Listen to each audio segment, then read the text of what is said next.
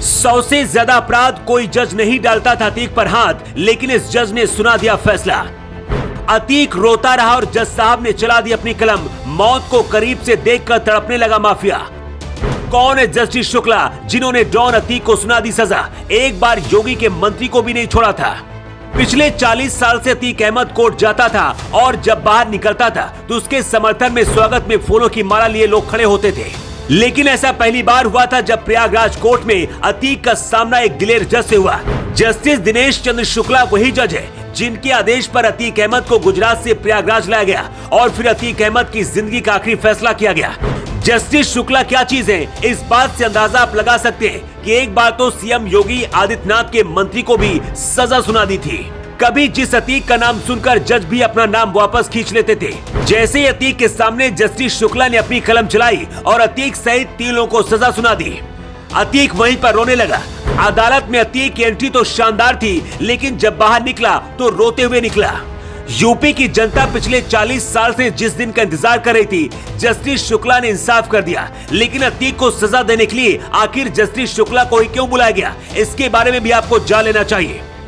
Justice Shukla UP के रायबरेली जिले के रहने वाले हैं। तेज तर्रार जजों में से एक माने जाते हैं। इस वक्त एमपी एमएलए कोर्ट के जज हैं। कहा जाता है कि इनकी अदालत में कितना भी बड़ा माफिया हो या फिर कितना भी बड़ा डॉन, किसी से नहीं डरते हैं और सजा सुना देते हैं।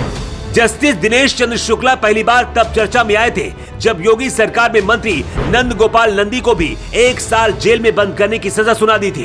नंद गोपाल नंदी के ऊपर आरोप था कि 2014 में सपा नेता रेवती रमन सिंह की सभा में हमला कराया था। नंदी को लग रहा था कि वो बच जाएंगे, लेकिन मामला जस्टिस शुक्ला के कोर्ट में पहुंच गया था और शुक्ला ने नंद गोपाल नंदी को 1 साल जेल में बंद करने का आदेश दे दिया था।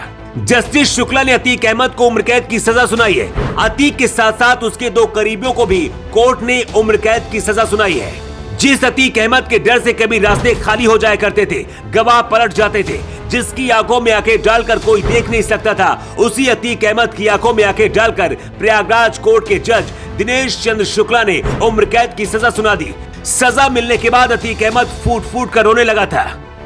सजा के ऐलान के बाद माफिया अतीक अहमद, उसके भाई अशरफ और हनीफ को उनकी जेलों में वापस भेज दिया गया है। अतीक को साबरमती जेल में भेजा गया है। उमेश पाल कांड मामले में यूपी पुलिस ने अतीक अहमद की कस्टडी मांगी थी, लेकिन कोर्ट ने इसे मंजूरी नहीं दी। शायद इस बात का भी डर था कि अगर अतीक यूपी पुलिस की कस्टडी में आ गया तो योगी की पुलिस उसका काम तमाम कर सकती है। वैसे अतीक अहमद को उम्र कैद की सजा से भी उमेश पाल की मां और उनकी पत्नी खुश नहीं है और फांसी की सजा की मांग कर रही है। उमेश पाल की मां ने योगी आदित्यनाथ से गुहार लगाई है कि अतीक को वैसी सजा मिलनी चाहिए जैसे कि उनके बेटे की जिंदगी छीन ली गई।